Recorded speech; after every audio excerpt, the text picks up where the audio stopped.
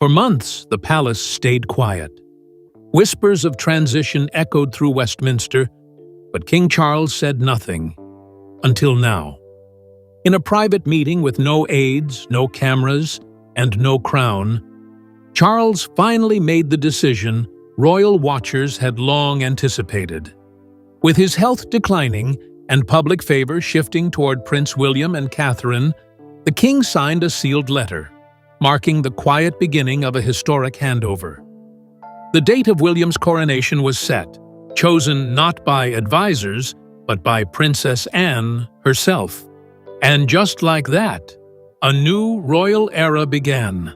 Not with a roar, but with a whisper. The quiet shift at Clarence House. It began without ceremony. No palace bulletin, no media leaks. Just a quiet morning inside Clarence House, where 3 senior royals sat alone in a sunlit room that had seen decades of royal decisions.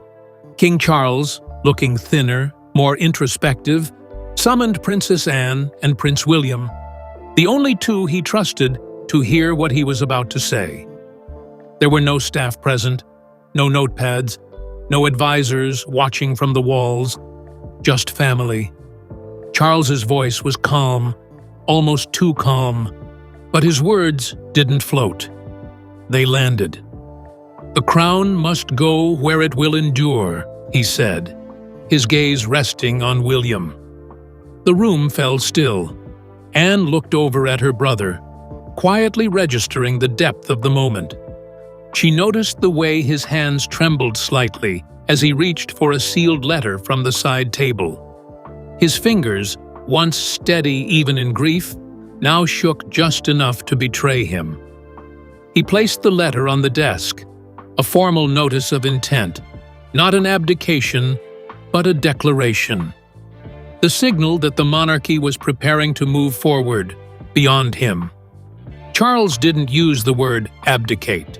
He didn't need to. His message was unmistakable. This wasn't a farewell. It was a quiet bow, the beginning of the end of a reign that had always felt like a bridge rather than a throne. Anne leaned forward slightly as Charles signed the letter. Her instinct was to steady him, but she didn't move. She knew this was something he had to do himself. There was no applause, no sudden tears, just silence. But inside that silence was a shift so profound it seemed to bend the very air in the room. The meeting lasted 20 minutes, but what it signaled would echo through generations. As they left, William lingered at the doorway, eyes locked on his father. He didn't say a word, but Charles did. "You're ready," he said, then added, almost to himself, "You don't even know it." Why? Charles waited this long. For most of his life, Charles had waited. He waited as a boy, standing behind his mother during coronations and tours. He waited as a prince, living in the long shadow of Queen Elizabeth II, dutifully attending engagements that rarely made headlines. And when he finally ascended in September 2022, the moment came not with triumph, but with solemnity. His reign had always been expected to be brief, not in length, but in purpose. A transitional monarch, a stabilizer, and so he waited again. He waited through Harry and Meghan's fallout, the scars of Prince Andrew's disgrace, and the shifting tides of public opinion. He waited through the pandemic, through reshuffled royal calendars, through the emotional weight of laying his mother to rest. But what changed his course wasn't political pressure or approval ratings, it was Catherine. When the Princess of Wales began quietly withdrawing from public duties in early 2024, rumors swirled. But inside the palace, Charles was one of the few who knew the truth.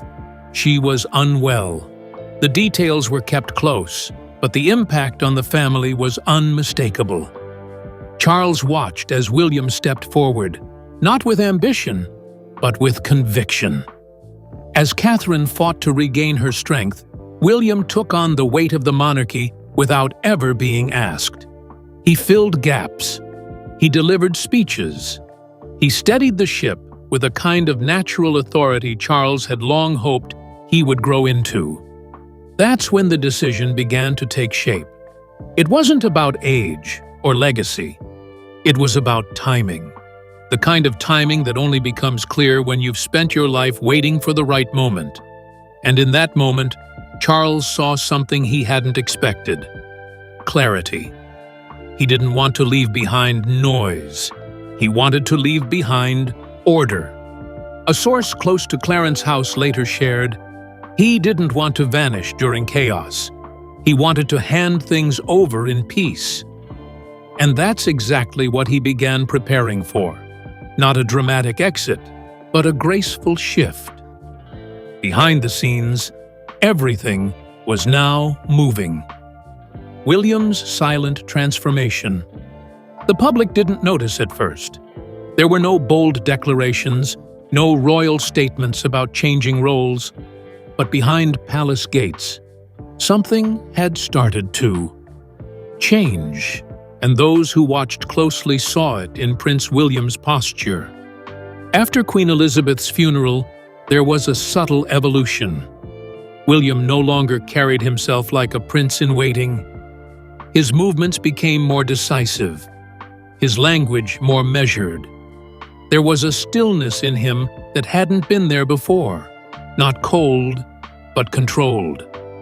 And when Charles's health began to waver in 2023, William stepped in quietly. He began attending weekly state briefings, at first with aides, then alone. He met with Commonwealth representatives, chaired committees, and stood in for his father at public events. By late 2024, insiders say William was already doing the work of a sovereign in all but name. He didn't seek the spotlight, but the spotlight found him anyway, particularly when he delivered a keynote speech at the 2025 Commonwealth Day service. The words were simple, but the delivery, it was regal. Reporters described it as kingly. One headline read, "The heir steps forward and doesn't look back." From Windsor, Charles watched the broadcast in quiet reflection. According to someone present that evening, he said softly, "He's ready now. He doesn't even know it." But perhaps William did know, deep down. Not in the traditional sense of ambition, but in the silent way he had started to own the role. He didn't dress differently. He didn't change his title. But his presence was undeniable. His words carried weight. His gestures seemed calculated not to impress, but to stabilize. It wasn't a takeover. It was a transformation. And like most true changes in power, it happened so gradually, most didn't realize it was already done. Anne, the keeper of the date. It was Anne who held the calendar, not the courtiers, not the palace planners. It was the Princess Royal, the monarchy's most trusted hand, who was quietly asked to choose the coronation date. She took the task with her usual calm. But those closest to her knew the weight behind it. For Anne, this wasn't just about timing. It was about symbolism, rhythm, and remembering the crown is not just worn, it's carried. She went back through royal archives, leafing through diaries and press clippings of her mother's reign, even her grandmother's. She studied past coronations, royal weddings, and moments of national unity. But the date she finally circled didn't belong to a monarch. It belonged to Catherine. In 2012, the Duchess of Cambridge, still new to royal life, stepped out alone for the first time. No William, no escorts, just her, visiting a children's hospice in a quiet village. It was simple, humble, but something about the moment stuck. Catherine hadn't been regal. She'd been human. Anne remembered that visit, and when she picked the coronation date, she chose the anniversary of that engagement, not because it was grand, but because it meant something. Behind closed doors, Anne said little. But in her private diary, one line stood out. "This is not a beginning. It's the quiet fulfillment of a promise." That entry would never be released publicly, but the choice it marked would soon change everything. The public has been watching. While decisions were being made in private, the public had been watching for years, not through official channels, but through the lens of behavior, tone, and presence. After the turbulence of Harry and Meghan's interviews, after the headlines around Prince Andrew, many assumed the monarchy had lost its footing. Trust had dipped. Approval ratings were shaky. But something had been slowly rebuilding. It wasn't policy that brought it back. It was people. William and Catherine showing up where it mattered, speaking plainly, standing together when the institution wavered. Their visit to a homelessness shelter in Birmingham. Catherine's return to public life during Trooping the Colour in 2024. Her face pale but resolute. Small acts. Big echoes. By early 2025, the numbers told a clear story. 68% of Britons said they would prefer William on the throne over Charles. But more than that, a mood had shifted. For the first time in years, the monarchy didn't feel distant. It felt visible again. Personal, sharper in focus.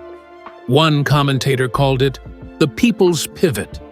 A turning of national sentiment, not forced, not engineered, but earned. Palace insiders knew the momentum couldn't be ignored. The public wasn't asking for permission. They were already embracing the future. And the crown, however heavy, was already beginning to move. Diana's legacy looms over the transition. Even as the plans were made, even as dates were chosen and letters signed, one name lingered in every conversation: Diana. Her presence was never spoken about formally. No briefings, no tributes. But her spirit hovered in the room every time. William stepped into the spotlight. Every time Catherine walked into a meeting.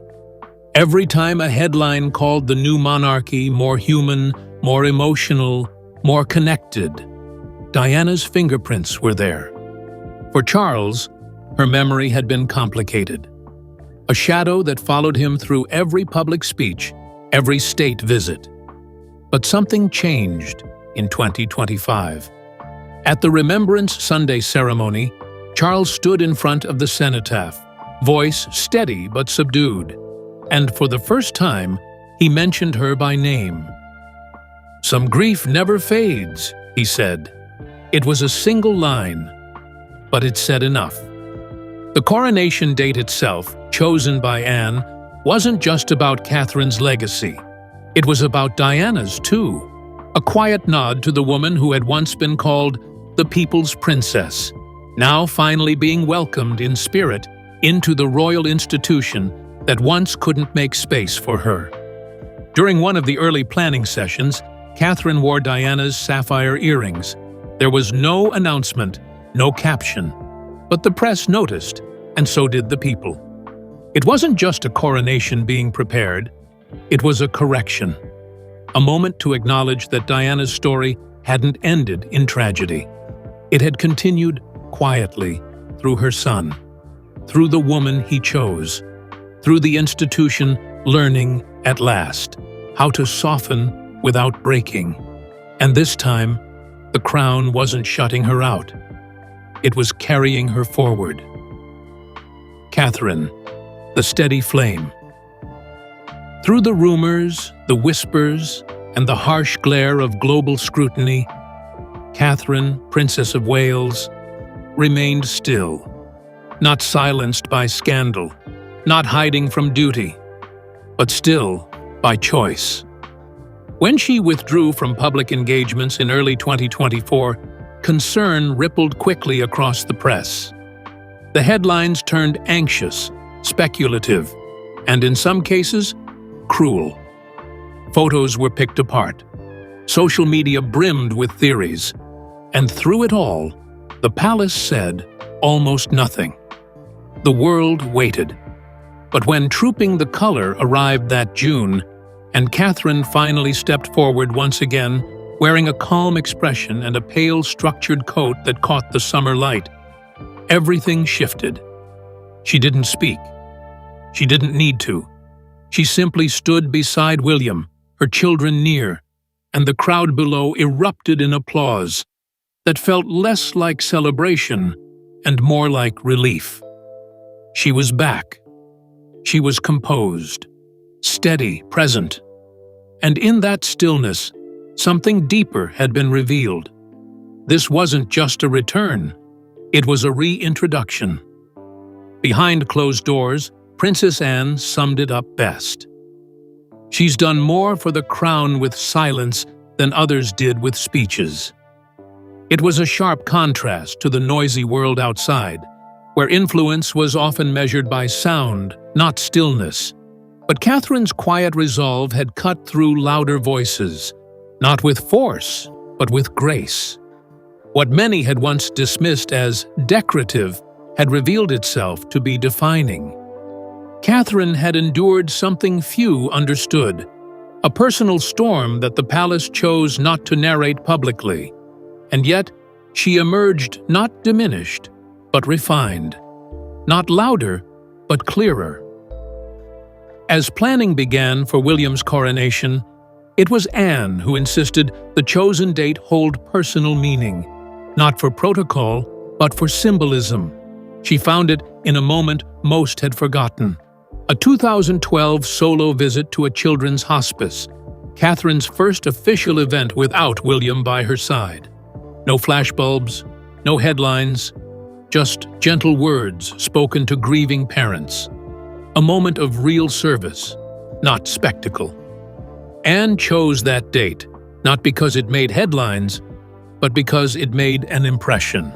Now, in 2025, even Catherine's wardrobe had begun to speak its own language. Gone were the trend-driven looks. In their place, structured coats, soft pastels, pearls once favored by Queen Elizabeth II.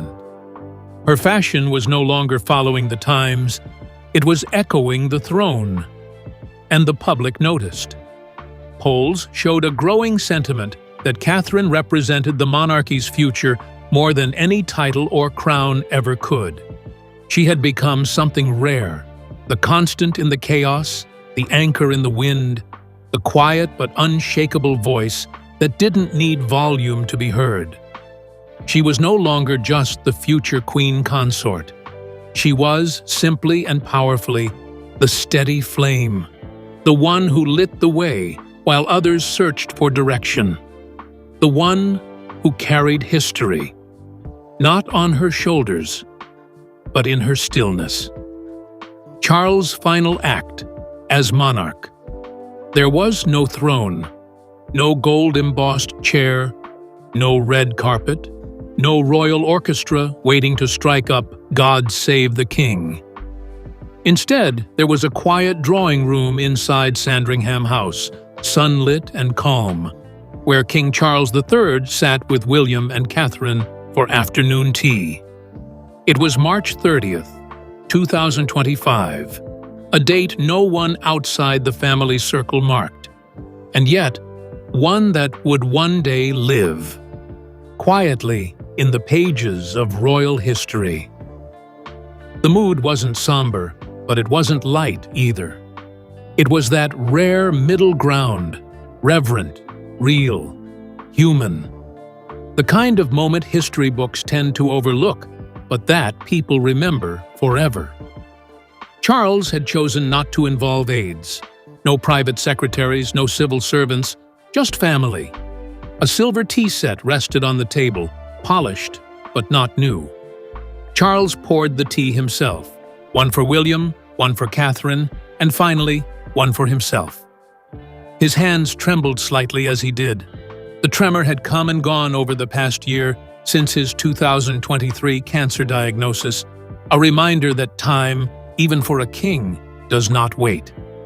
Catherine met his eyes briefly and offered a soft, knowing smile, the kind that says everything without saying a word. William sat straight, steady, but noticeably quiet. He had known this moment was coming. Still, knowing it and living it were two different things entirely. Charles reached for a sealed envelope that had been resting on the windowsill beside him. He opened it, pulled out the letter of intent, and signed it with deliberate care. No press photographers were invited. No official footage was taken. There would be no ceremony, no pageantry, no public handover. Just a quiet line in the private court circular recorded the act later that evening. And yet, within that moment, something profound shifted. This was his final act, not as ruler, but as a father of the crown. After the papers were folded and placed back in the envelope, Charles looked up at his son. There was a pause, not dramatic, just long enough to feel real. Then he said, "It feels like everything's changing." A breath, then, softly, "But somehow, nothing has." William would later describe it as the conversation that changed everything, but felt like nothing had changed. There was no goodbye, because there didn't need to be one. Charles wasn't disappearing. He would continue attending key events. He would still walk behind the scenes, advising, listening, and guiding as only someone who had spent a lifetime waiting could do. But in that room, with sunlight pouring over the old wood furniture and 3 cups of tea growing cold on the table, Charles quietly stopped being the man with a crown on his head and became the man passing on a kingdom he had waited his whole life to inherit, and now, at last, had the courage and the peace to let go. The global ripple effect. While Britain prepared in silence, the rest of the world had already begun to watch. Not with headlines or hashtags, but with quiet anticipation. The shift at the heart of the monarchy was subtle, almost invisible. But those who understood the institution's global weight knew something extraordinary was happening. Behind the scenes, leaders across the Commonwealth were quietly alerted. In Canada, Australia, and New Zealand, only a select few were told. 3 senior officials in each government, all under strict verbal orders to say nothing. These weren't public updates. These were whispers of history, shared only with those who understood the implications. The wording was careful, but clear. A new chapter is being written. Prepare for symbolic transition. In Ottawa, officials began combing through protocol documents.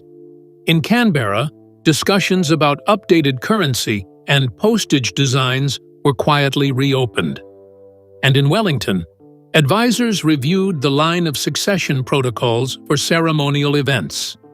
Nothing was announced, but everything was moving.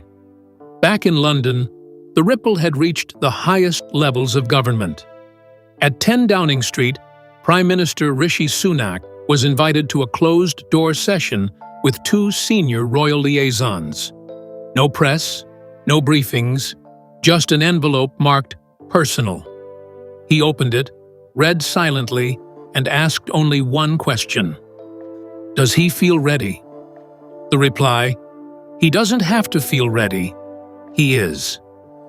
Sunak later called the entire process a masterclass in constitutional grace, not just because of how it was managed, but because of how it was felt.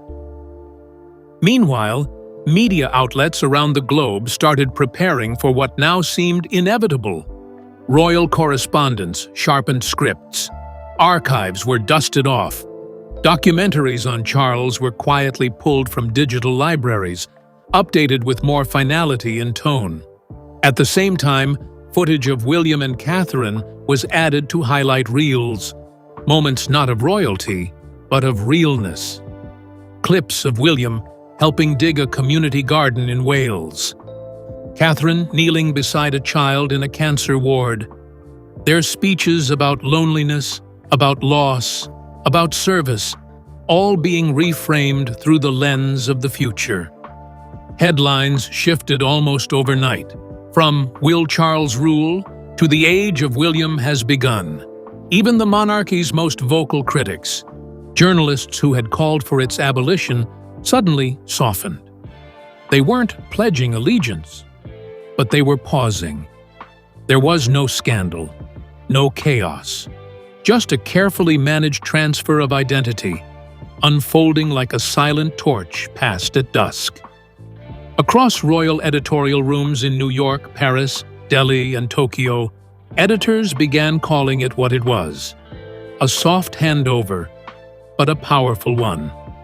One former palace reporter, now retired, summed it up without hesitation. "This isn't about ceremony anymore. It's about tone. This is the monarchy's evolution, not through might, but through message." What the world was watching wasn't just the change of a crown.